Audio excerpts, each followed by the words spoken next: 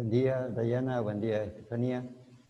Son ustedes las únicas que están, los demás parece que están dormidos. Buen día, Empezamos. profe. Buen día, buen día. Empezaremos con esto que va a ser como una recapitulación de todo lo que teníamos que haber visto, ¿no? Pero bueno, las circunstancias no permitieron. Así que, ¿tuvieron algunas dificultades? Pregunto para comenzar. ¿O entendieron todo lo que trabajaron? Sí, no, ninguna dificultad. Bueno, gracias. Bien. Cuando hablamos de esta materia de psicología, de esta ciencia, hablamos de la persona, ¿no? Que es el sujeto que es el que estudiamos, ¿sí? En el mundo, en sus relaciones con los demás, ¿no es cierto? Entonces, Ujú. eh, estudiamos al ser humano, ¿sí? Y cuando hablamos del ser humano, si lo vemos en la totalidad de entre todos los demás seres, vemos que el hombre es un ser extraordinariamente superior a todos, ¿no? Tiene algo muy particular, muy especial, y eso es el mundo interior que tiene, que se llama psiquis, ¿no? Entonces, o lo que hace que sea, digamos, distinto, también en otros le llaman que sea psiquis o alma, ¿sí? Que nos hace particularmente superiores a todos los demás. Cuando nosotros observamos en las personas, lo que podemos ver son gestos, palabras, movimientos del cuerpo, movimientos de las manos, de la cabeza. Son distintos hechos observables, ¿sí? Entonces, eso es lo que podemos ver y estudiar, ¿sí? Entonces, esa observación serían fenómenos psíquicos que se puede ver en el otro, ¿no es cierto? Y poderlo estudiar. Esto podemos, por ejemplo, verlo en un momento, si estuvieran ustedes en una conversación con alguien, van a ver cómo mueve la cabeza, cómo mueve el cuerpo, cómo incluso la pronunciación de las palabras pueden ser de una manera tranquila o si no de una manera exaltada. Esto está manifestando que en su mundo interior está expresando algo, ¿sí? Entonces, y lo expresamos por medio de nuestro comportamiento. Y eso es lo que estudia la psicología. De hecho, si vemos desde el punto de vista, desde la historia de la psicología empezó siendo una rama de la psicología, ¿sí? Y como rama de la psicología, lo que estudiaba entre otras ciencias, no únicamente por separado, ¿sí? Entonces, como parte de la filosofía, estudiaba el alma, ¿sí? Entonces, en el alma estaban todas las potencias inherentes y que es lo que nosotros estudiamos, ¿sí? Eh, Primeramente, desde los antiguos, o desde los primitivos, podemos decir, tenían un presentimiento que había algo diferente en el ser humano, ¿no es cierto? Cuando, por ejemplo, el hombre soñaba, sabía que era algo distinto de su cuerpo físico, cuando, por ejemplo, se podía ver en el espejo, o si hablamos en el hombre primitivo, en el reflejo de un agua tranquila, veía su imagen, era algo que le transmitía que era algo distinto, ¿sí? Bueno, cuando empezó a sistematizarse la filosofía, el conocimiento filosófico, la psicología quedó dentro de la filosofía, porque la filosofía era el conocimiento universal, ¿no? Conocimiento como que se llamaba en aquella época la filosofía ciencia de las ciencias, ¿sí? Entonces, la psicología estudiaba el alma. Luego empezó en la evolución del conocimiento humano, después se estudió la psicología ya como el objeto de la psicología no era el alma, sino ya la conciencia, ¿sí? Ya cuando empezó la la psicología científica. Luego estudió la psicología de los fenómenos como fenómenos mentales. Ese fue el objeto de la psicología. Y más tarde, la conducta. Y es como lo estudiamos en la actualidad. Entonces pasamos de estudiar del alma a la conciencia, los fenómenos mentales, y actualmente es la conducta. ¿Sí? Ese sería, digamos, los pasos que ha ido dando en el avance de la evolución del conocimiento humano. Ahora, cuando decimos ¿qué estudia la psicología?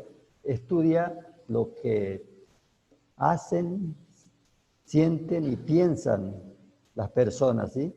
De acuerdo a su modo de ser, o sea, sería lo que cada uno somos, tal cual nos podemos expresar, de acuerdo a las circunstancias que vivimos, ¿no es cierto? Y en relación con el mundo externo, con los demás. Entonces eso es lo que estudia la psicología. Ahora, si vemos etimológicamente, la psicología es una palabra compuesta, ¿sí? Psiquis y logos. O sea, sería la psiquis, se traduciría por alma o mente, ¿sí? Y logos, que sería el saber o estudio. Entonces, psicología sería el estudio del alma o de la mente, ¿sí? Ahora, la psicología, como ciencia, ¿sí? Es un conjunto de conocimientos que se han ordenado metódicamente, ¿sí? Esos conocimientos que se han ido adquiriendo, se han ordenado metódicamente y se han sistematizado, ¿sí? Se han organizado. Con eso, digamos, podemos decir que la psicología es una ciencia. Ahora, como ciencia, la psicología observa. ¿Sí? Observa, describe y explica. Por ejemplo, observa. Nosotros podemos estar frente a otra persona, digamos, y ver todos sus gestos, sus expresiones, sus movimientos y escuchar incluso sus palabras, ¿sí? Entonces, eso lo podemos ver, digamos, que nos está transmitiendo, digamos, su vida mental o interior. Esa interioridad que tenemos nosotros la expresamos por medio de esa observación que hacemos de las personas, ¿sí? Muchas veces yo puedo estar en silencio, puedo estar con la mano golpeando la mesa o simplemente manifestando un tis, tocándome algo, así tocándome la cabeza, tocándome la oreja. Eso está manifestando de que en mí hay una inquietud y la estoy expresando por esos gestos, ¿sí? Porque tengamos en cuenta que hay un lenguaje verbal que nos hacemos escuchar y también hay un lenguaje no verbal, que son los gestos. Y en muchos casos el lenguaje no verbal dice muchas verdades, ¿sí? Ahora, después que observa eso, lo va a describir, ¿sí? Cómo se manifiestan esa actividad o esos procesos y cómo se producen. Entonces va a ir describiéndolos, ¿sí? Y luego lo va a explicar, o sea, cuáles fueron las causas y los motivos que produjeron esos hechos que se puede observar y describir. Y también puede, como cuarto paso, se puede decir que puede predecir los hechos. Pero esto en el ser humano, digamos, con la descripción que se hace, no siempre se puede aplicarlo a todas las personas, porque la persona tiene, cada uno, un mundo distinto, una forma distinta y una circunstancia distinta, ¿sí? Así que predecir en la persona no siempre es adecuado, ¿sí? Esta ciencia de la psicología, primeramente, rama de la filosofía, comienza desde muy antiguo. Los filósofos, los que influyeron en toda la historia de la filosofía, que fueron Platón y Aristóteles, ya tenían un conocimiento, y si recuerdan el año pasado cuando estudiábamos filosofía, veíamos del dualismo platónico, ¿sí? Y hablábamos que hablan de cuerpo y alma, ¿sí? El alma, una realidad inmortal que se encarnaba en un cuerpo mortal, ¿sí? Que era considerado como una cárcel, ¿sí? Y de la cual tenía que liberarse. Con Aristóteles tenemos otra mirada desde su punto de vista de la filosofía que es distinto, ya que él habla de sustancia, y la sustancia está conformada por materia y forma. Entonces, en este caso del ser humano, de la persona, la materia es el cuerpo y la forma es el alma. Entonces, no pueden subsistir uno separado del otro, ¿sí? Entonces, alma y cuerpo tienen que estar unidos para que en la persona están unidas esas dos formas, materia y forma de la sustancia. Luego, digamos, otro médico que es Hipócrates, en el siglo V a.C., y ya había hecho el estudio de los humores, ¿sí? Cuando ustedes estudian la tipología, vieron ahí los de los 4 humores, ¿sí? Son la bilis amarilla, la bilis negra, la flema y la sangre. De ahí surgen los 4 temperamentos hipocráticos, ¿sí? El temperamento sanguíneo, colérico, flemático y melancólico, ¿sí? Esta teoría fue retomada por Galeno en el siglo II a.C. y la siguió describiendo. Si pasamos la historia, llegamos a la Edad Media, vamos a estar con estos filósofos y teólogos que son San Agustín y Santo Tomás. El que hizo un estudio más profundo fue Santo Tomás de Aquino en el siglo XIII. Él va a hacer ya un estudio más detallado de lo que eran las pasiones, de lo que era el sistema sensitivo, memoria, también de la memoria, imaginación, razonamiento, también de la percepción. O sea, ya lo tomó con mayor profundidad porque él veía que en el ser humano había actividades que eran muy profundas y que no se podían ver y sin embargo se manifestaban, ¿sí? Por medio de las expresiones. Después en la edad moderna tenemos a 3 filósofos, Descartes, Spinoza y Leibniz. Descartes va a hacer un estudio del reflejo, digamos así a grosso modo, y un desarrollo de las pasiones, ¿sí?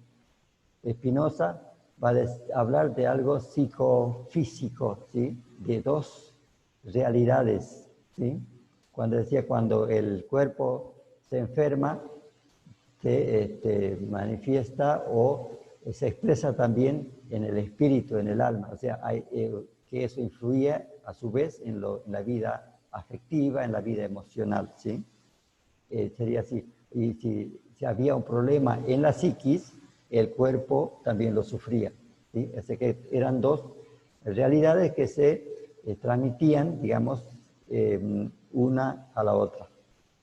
Con Leibniz tiene otra mirada que hablaba de un paralelismo en la vida psicofísica de la persona. Él decía que la psicología estudiaba la conciencia, la vida consciente, todo lo que podía ver, pero había otros hechos que no estaban dentro de la conciencia y que actuaban a veces y que eso influían en el actuar de las personas. Algunos mucho más tarde ven en él que ya había o estaba haciendo un estudio, digamos, un conocimiento de lo que va a ser el inconsciente, ¿sí? Después con él, digamos, estamos hablando de la psicología dentro de la filosofía todavía, ¿sí? Después pasamos a la otra etapa, que es la etapa científica, que va a empezar con Wilhelm Wundt en Alemania, cuando se crea un laboratorio.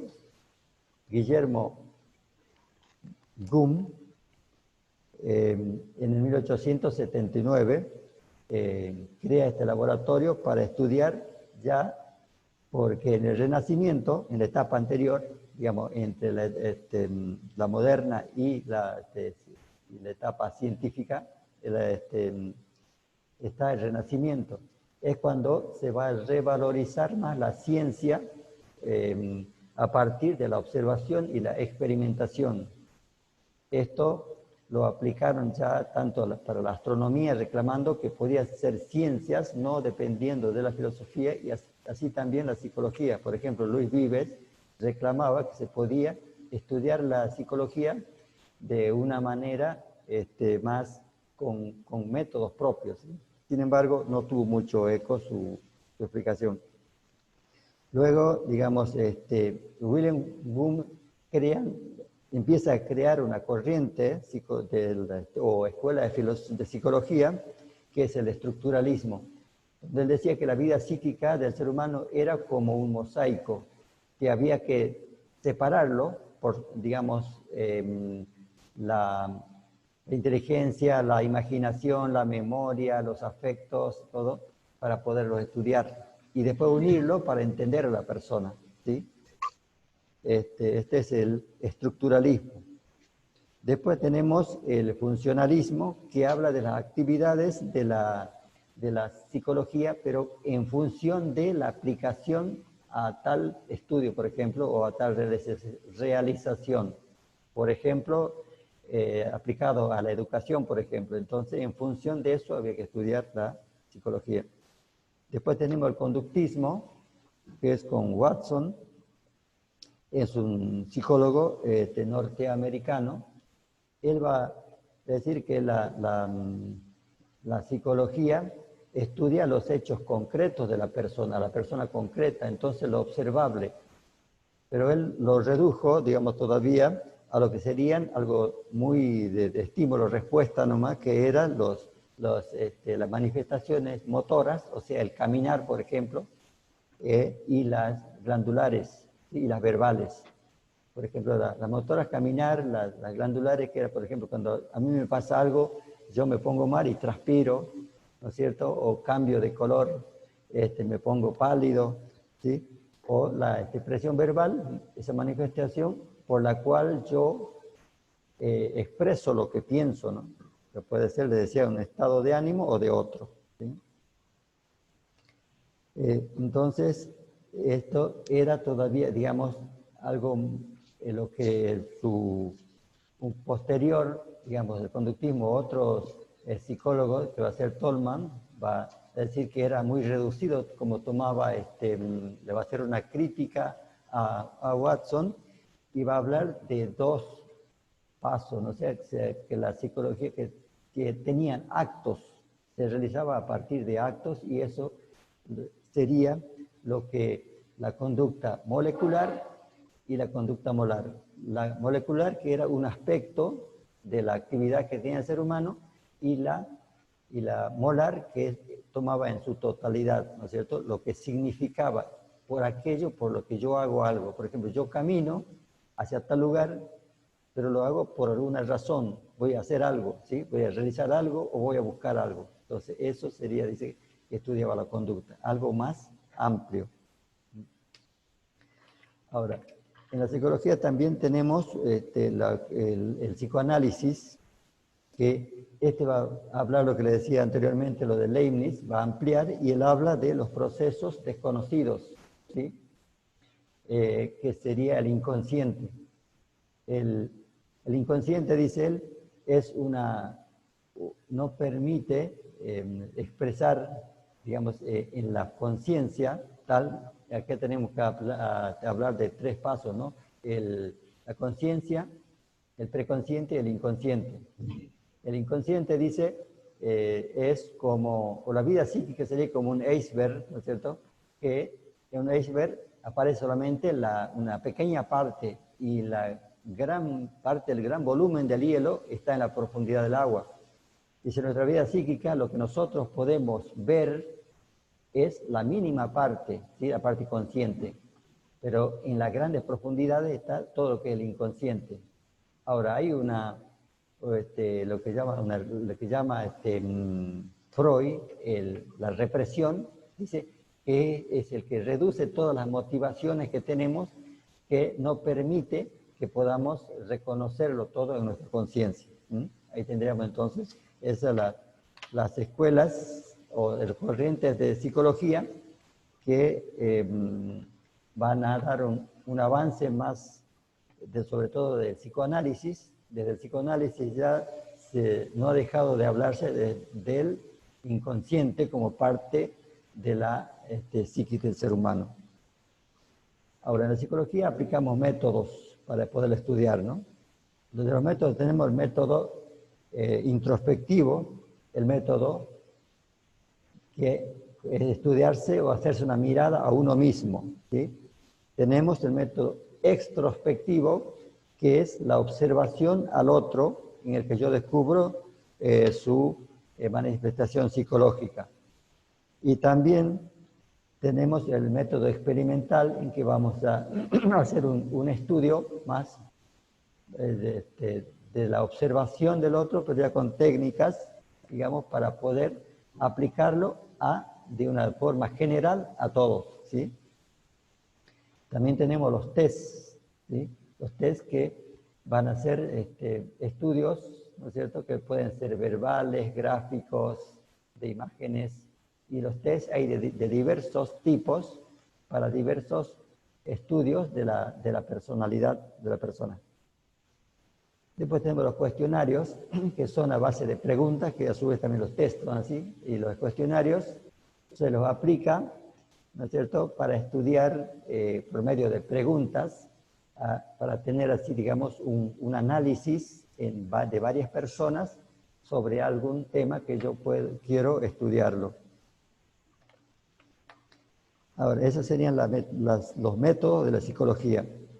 Ahora, dijimos que la psicología, como ciencia, estudia la conducta. ¿Y qué es en realidad la conducta? Es un proceso dinámico que surge de la personalidad, ¿sí? Que se observa por medio, digamos que observamos, es observable, que se llamaría también comportamiento, ¿sí? Ahora, ese conjunto de operaciones por lo cual es un organismo, o sea, un organismo en situación sería la persona en un determinado lugar o en una determinada circunstancia que le toca vivir, ¿sí? Este ser en esas circunstancias, en esa situación, va a expresarse, o lo que le pasa le va a ayudar a reducir esa tensión. Por ejemplo, a mí me pasa algo y yo lo expreso verbalmente. Entonces, hay como reducir esa tensión para buscar o realizarse como persona o realizar concretar mis motivaciones que tengo, ¿sí? Eso sería, digamos, como una definición de lo que sería la conducta. Ahora, es un proceso dinámico que surge de la personalidad. Yo me manifiesto, me expreso, ya sea por palabras o por gestos, que puede ser estudiado. Ese comportamiento que es exterior, visible, que hablamos ya de Watson, que es acá el que estudia la conducta, se traduce como escuela conductista, estudia lo observable. Partía él de lo que serían las manifestaciones motrices y glandulares. Ese organismo en situación, como les decía, es cuando nos encontramos en un determinado lugar y en una determinada circunstancia y nos toca tener una vivencia. Lo vamos a expresar de una determinada manera, ¿sí?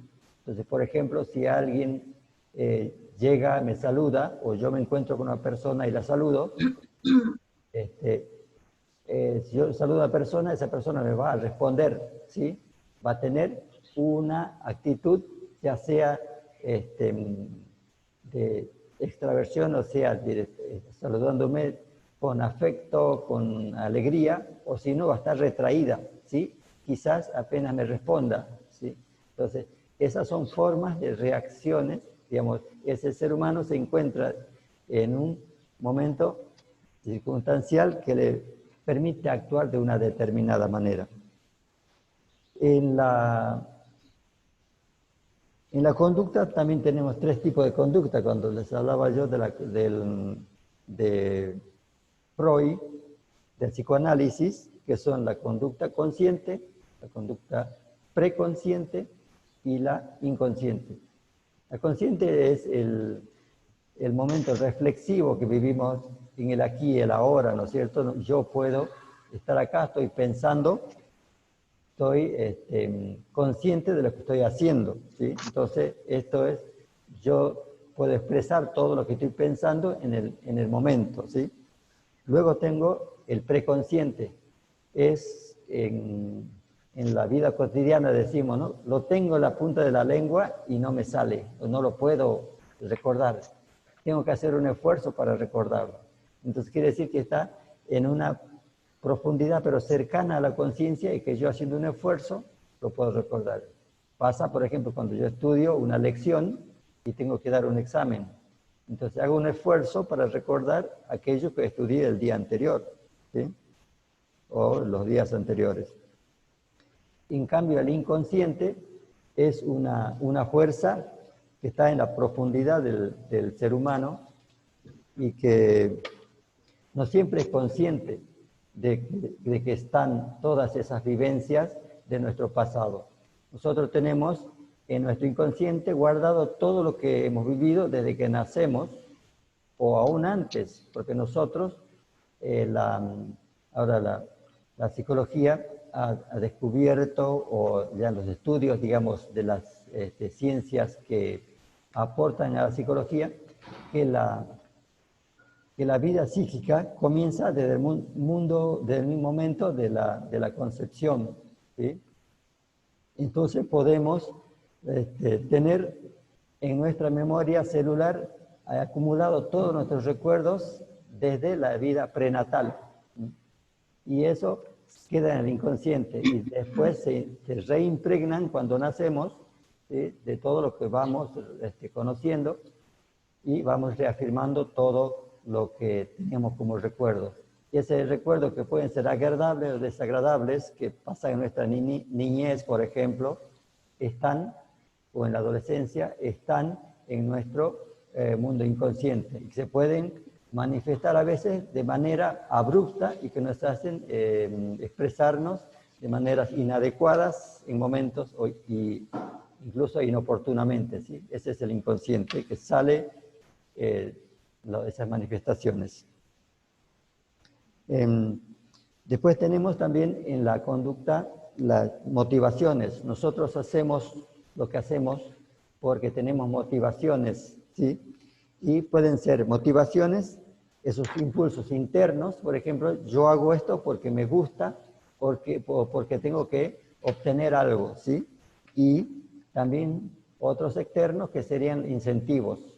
Por ejemplo, yo estudio una carrera, por ejemplo, de algo porque me gusta, ¿sí? Me gusta realizarme en ese ámbito de la vida y los incentivos serían los medios que yo tengo para poder realizarlo, ese estudio, esa preparación, ¿sí?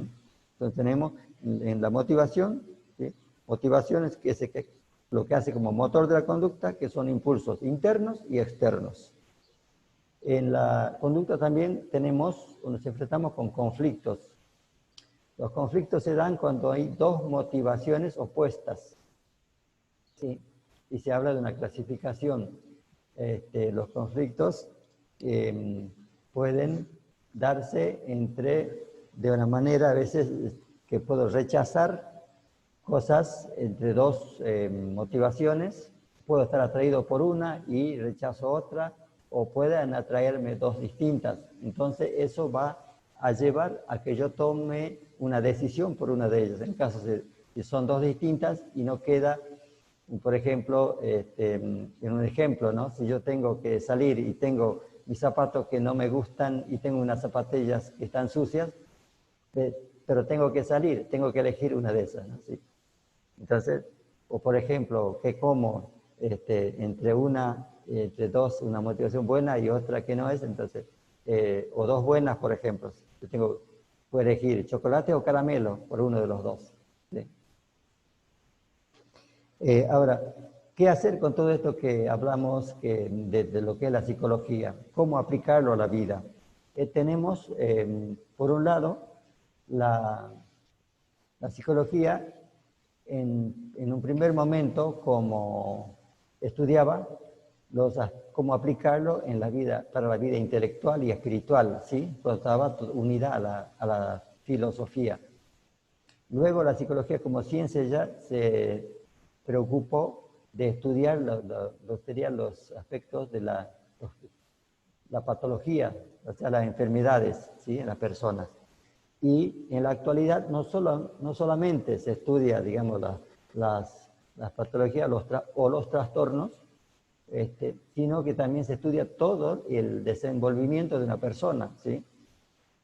No solamente vemos o nos acordamos del psicólogo cuando vamos o tenemos un problema. Podemos ir a hacer una consulta porque queremos una ayuda para poder aclarar ciertos temas en nuestra vida. Entonces estudia toda la conducta de toda la vida, ¿sí? Y en muchos casos, en el caso de ustedes que ya están en quinto año, ustedes por ahí van a ver la necesidad de ver a un psicólogo porque quieren aclarar cuál sería la vocación de ustedes. Entonces va a haber un psicólogo para que los oriente y les ayude a tener una idea más clara de por qué eligen una carrera, ¿no es cierto? Y que si eso los va a hacer felices, ¿sí? Entonces eso lo da la ayuda del psicólogo. En esos campos, digamos, de cómo aplicar la psicología, tenemos campos de la psicología que llamamos, donde tenemos que aplicar los conocimientos teóricos, ¿sí? Y para poderlos poner en la práctica, ¿sí?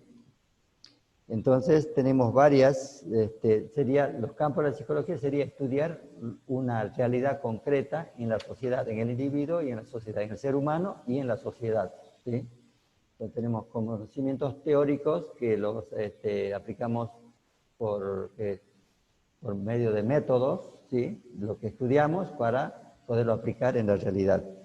Así tenemos, por ejemplo, la más conocida, digamos, el campo más conocido es la clínica, ¿sí? La parte clínica, donde es la que generalmente uno va al psicólogo y hace una entrevista y luego, digamos, esas entrevistas que son sesiones, que le va a dar una determinada cantidad de sesiones, ¿sí?